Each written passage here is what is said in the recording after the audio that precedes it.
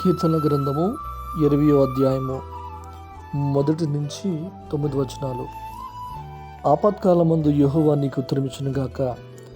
యాకోబు దేవుని నామము నిన్ను ఉద్ధరించునుగాక.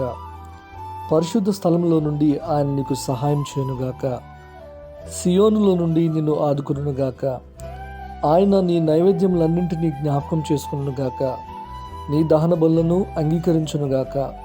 నీ కోరికను సిద్ధింపజేసి నీ ఆలోచన యావత్తును సఫలపరచునుగాక. యెహోవా, నీ రక్షణ బట్టి మేము జయోత్సాహం చేయుచున్నాము. మా దేవుని నామమును బట్టి మా ధ్వజమెత్తుచున్నాము. నీ ప్రార్థనలన్నీ యెహోవా సఫలపరచునుగాక.